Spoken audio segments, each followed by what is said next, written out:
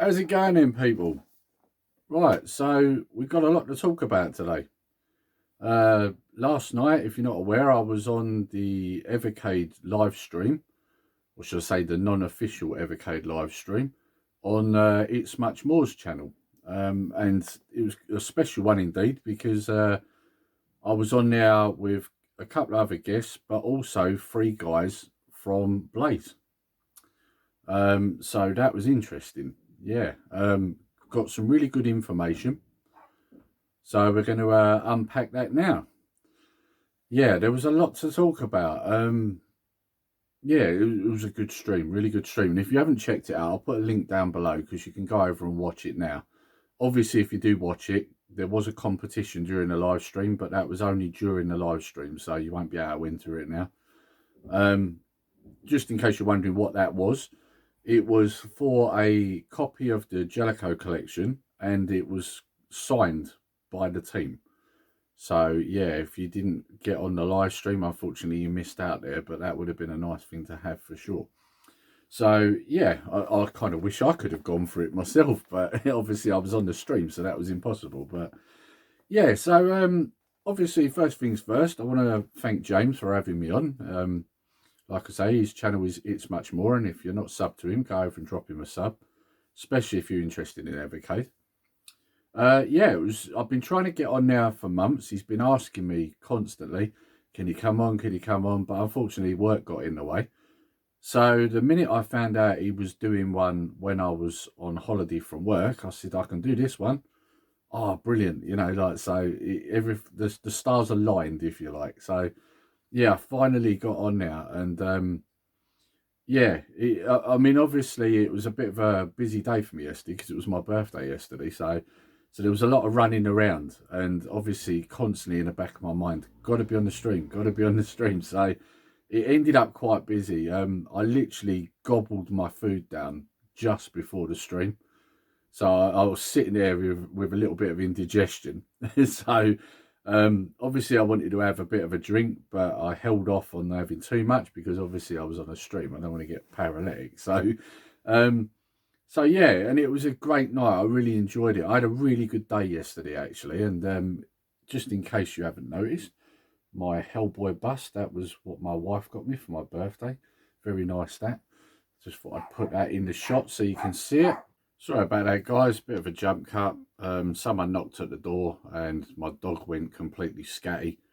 So I thought it's better just to do a cut there. Yeah, so going back to what we was talking about. So yeah, like I said, I just wanted to say a big thank you to James for having me on. And obviously there was Al from Games Rehab, and I apologise if I haven't said that right, because I've always wondered how you actually pronounce that. And also Andy from UK Crack Gaming. As you know, me and Andy talk quite a bit, and we was even planning to meet up this week, but we won't go into that because unfortunately that all went a bit pear-shaped. But yeah, I talk to him quite a lot. I message him backwards and forwards. I comment under his videos. Yeah, so there's a lot of me and Andy have a lot in common actually, and so it was nice to actually finally talk to him face to face, if you know what I mean. Okay, it's, it's online. It's not actually in the same room, but the closest thing that I can do with him at the moment. So yeah, it was nice. It was nice to have Andy on there. And obviously, like I say, we had three guys from the Blaze team as well, the Evercade team. So, yeah, and some interesting stuff come out of that. So I'm just going to run through a few things that we learnt last night. Right, so number one, and I've made some notes because there's a lot. I would never have remembered all this. So we found out that the LED on the front of the Evercade VS is capable of multicolours. So the pictures we've seen already have only showed the red bar, but apparently it's capable of changing colour. And they let on that there may be an option in the future to change the colour. That would be pretty good actually, because I don't know if it would be an option where it changes depending on what cartridge you put in, or whether you'd be able to just change it yourself. But I mean, obviously, if you've got a certain colour set up in your games room, it'd be nice if you could change it to a colour that would match with that. So yeah, I thought that was pretty good as well. Interesting information to find out.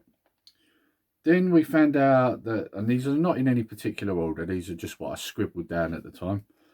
They are looking for outside developers. They showed a developer cartridge, and they mentioned that they're shipping these out with tools for people to do their own ports, games, etc. for the Evercade. So that's interesting. And they also mentioned in that same part that what they're trying to do is they don't want to just bring out all the old stuff, although there are lots of old systems, games, etc. that they want to get on the Evercade. They also want to be known for doing something original too. So that's good. It means that there's a good chance we're going to get games we've never seen before, and that seems very appealing to me. You know, one of the reasons I got the Evercade was because a lot of the games I wanted to play are more expensive to buy or ridiculously expensive to buy on other systems. So one of the reasons I got the Evercade was because it then enabled me to play these very same games, and they weren't as expensive. You know, they're miles cheaper in comparison. So to now find out that they're actually going to be looking at trying to develop their own stuff that hasn't come out on other systems, that's a win-win as well, because who doesn't want new games? You know, so, and if they're anything like what they've been doing already, I'm sure they'll be great. So I'm looking forward to this. So then we move on to new emulation backend for both devices. Yeah, that's right. Just because the VS is coming out, they haven't forgot about the handheld. And that's good. You know, a lot of companies, the bigger companies, they bring something else new out. They forget about the old stuff. Blaze, Evercade, they're not guys that are doing that. They are doing things for both. So what we found out in that back end is we'll be getting scan lines, shaders, pixel perfect, bezels I like, 1080p, quick save, quick load states with screenshots and timestamps. That's good.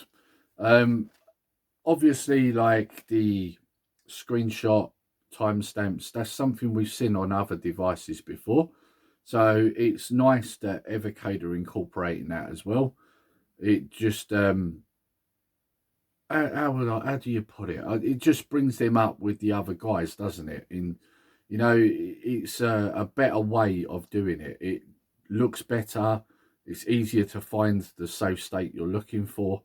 You know, it's just a better way of doing it. And the thing is that one of the things I realised from this stream is that Evercade definitely listen to their customers. So, and they also let on in this stream that they do watch all the videos going around.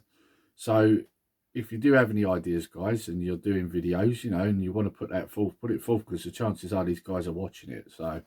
So yeah, it had been mentioned by several people in the community, all of these things that I've just mentioned, and they've incorporated it. So they listen, guys, they listen. And that can only be a good thing. When a company listens to their customers, they're on the up, aren't they? It's never a bad thing to try and incorporate things that your customers want. So in my view, that's a plus, definitely. More concentration on making the system more accessible and easier to control.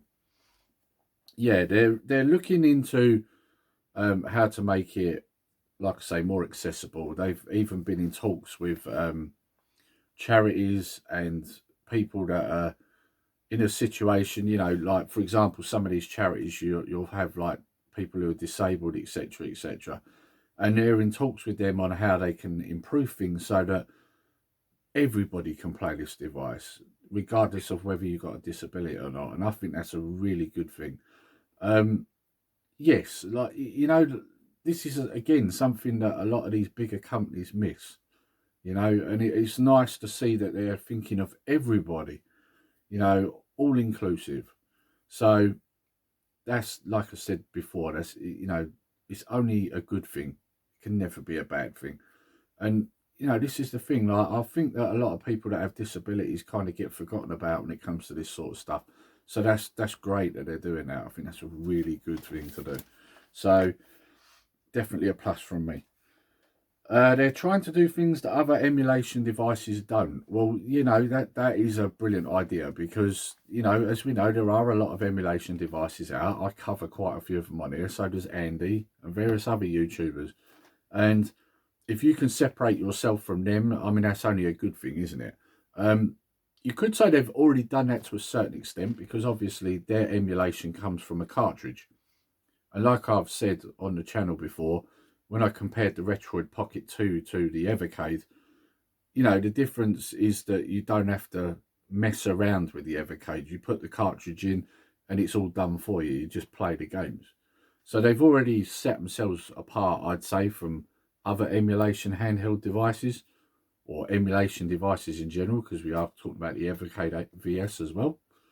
In the fact that they've done that, so they've changed how it works for them, and that can only be a good thing because obviously not everybody knows how to set up these other systems, get the ROMs, you know, the emulators. You know, with the Evercade, it's all done for you. So they have already sort of set themselves apart, but it's, you know, it looks like there's other things they're looking at to make themselves different from everyone else.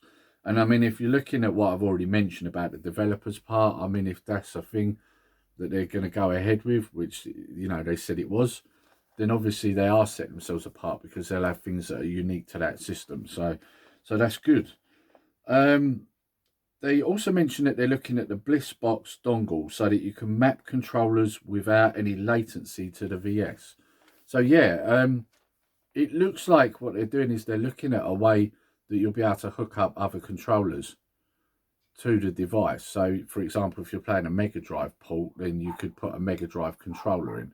So, with the BlissBox dongle, it stops the latency between, you know, the controller and the system, so that you wouldn't get that. So that's a good thing as well. Something that's definitely up my alley there because it can be quite annoying when you hook up a different controller and you get that lag on it. You know, you don't want that. So yeah, that's something that apparently they are looking at.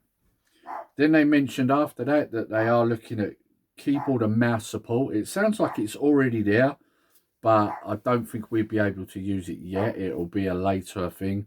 So they said that they've brought that in for future proofing. Now, to me, that says to me that there's going to be some stuff coming up that's maybe point and click.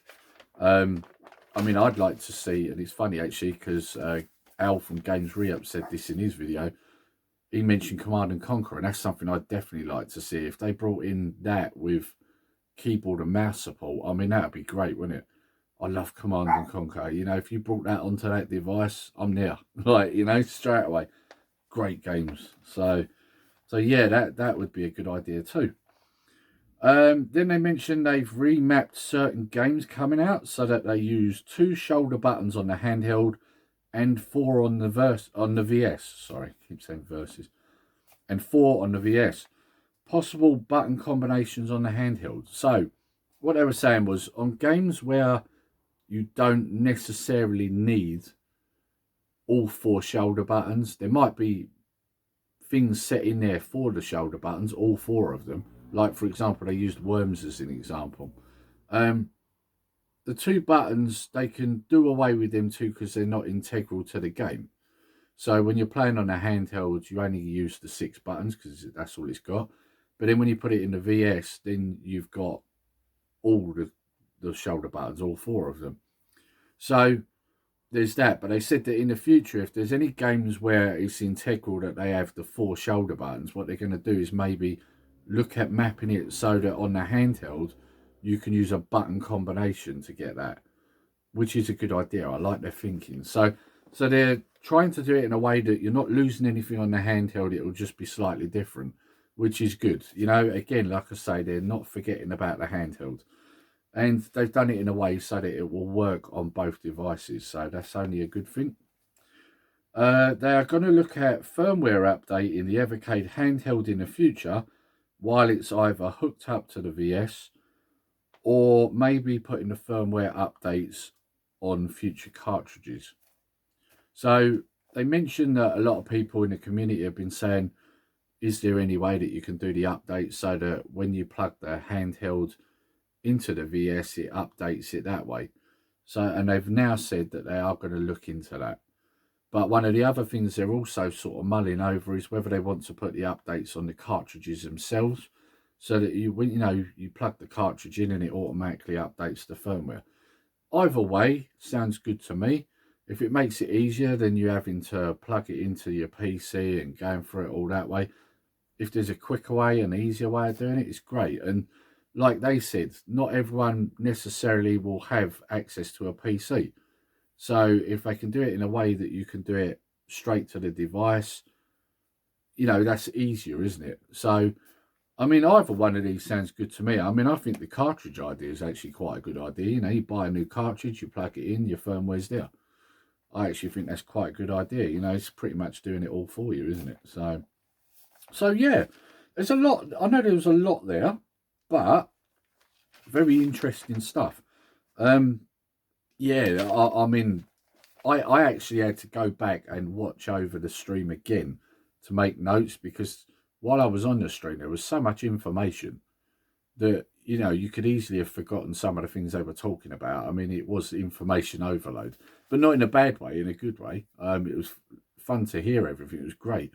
So I had to go back and watch it again just so I could make some notes, because there was a lot. All I'm going to say before I end the video is it was great to go on the stream. So thanks, James, for inviting me on. And it was brilliant to meet the Evercade team as well. Obviously, Andy, I already know. Al, I don't know. So it was nice to be on the stream with him as well. Seems like a top guy. So, yeah, it was a great stream. I really enjoyed myself. So, yeah, and hopefully I'll get to do it again at some point. So yeah, so that's the information we found out from last night. There probably is a couple of other things that I forgot to mention, but that's your big points there. So yeah, I just wanted to do a video in case you hadn't watched that stream, just to put it out there so that people are aware of the sort of things that got spoke about. And like I said before, if you haven't watched that stream, I'll put a link below so that you can go over and check it out for yourself. Because although I've pointed out some of the points there, or not a lot of the points there were other things that were discussed as well, like in more detail. Obviously, I didn't want to go through full detail, otherwise this video would be ridiculously long. So, yeah, I'll link that in the description below so that you can go over and check that out. Right, so a few things just before I end the video. If you have enjoyed this video, please like, share and subscribe. And also, when you subscribe, hit that little notification bell and click all, so that you're made aware of all our future uploads. And also comment below. It's always good to interact with you guys. So, yeah, let me know what you think about this. And also, I'm going to mention about the Unofficial Anbernic Facebook group. As you know, Andy from UK Crack Gaming asked me to come on board as an admin.